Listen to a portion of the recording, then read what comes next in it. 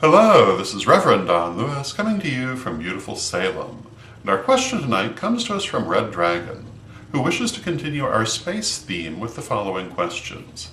First, Red Dragon asks how we could create a relationship with an environment such as we might find on a space station made entirely of metal and man-made objects. And secondly, how we could celebrate seasons in an environment where those seasons do not actually exist.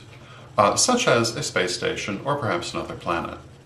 And there are a number of answers to these, but of course the first and foremost answer is that as we face these situations, we will find solutions to them.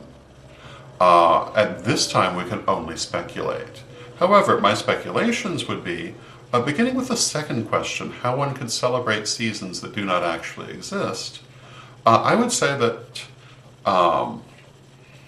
in many ways, although our Wheel of the Year celebrates the seasons, it also celebrates cycles of existence beyond the seasons, and so it has relevance beyond simply the seasons of the natural world. It's also the cycles of being itself, and I think would be relevant to any environment, though you might need to emphasize different aspects.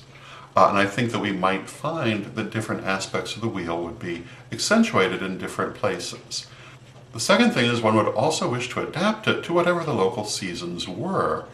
If there were local seasons, or if it were like a space station and there literally are none, one would want to emphasize the more abstract aspects of the Wheel of the Year, the more existential aspects of the Wheel of the Year that have to do with cycles of life and death and the seasons of our being rather than the seasons of the planet. And certainly, when present on another planet, one could observe the seasons that are actually there and adapt our ceremonies to these conditions.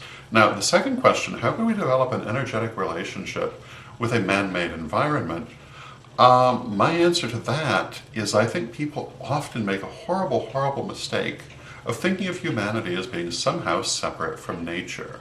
We are no more separate from nature than any other creature on the planet or any other planet. And neither we nor the things that we create are in any way unnatural or separate from nature. They're not always desirable necessarily from a nature point of view, but they're not unnatural. They are part of the natural world because we are part of the natural world. And anything that exists we can create an energetic relationship to because there is nothing that is outside of nature. There is nothing that is outside of deity. There is nothing outside of spiritual existence. And the idea that certain things are outside of nature is very much a mindset that is quite artificial, I think. And it goes back to the belief of certain religions that humanity is somehow set aside and totally different from all other creatures. And although I certainly believe that we have our own unique place, as do all creatures, we're not outside of nature, we are very much part of it. Therefore, to think of man-made artifacts as being unnatural would be like thinking of termite towers, or beaver dams, or birds' nests, or anything that is constructed by a creature as being unnatural. And we certainly don't think that for any other creature, so I don't see why we should think it for ourselves. That doesn't mean that certain things are not more desirable than others, but it isn't because they're unnatural. Nothing exists which is unnatural because there is nothing outside of nature. So those are my thoughts on that, and until next time, may you blessed be.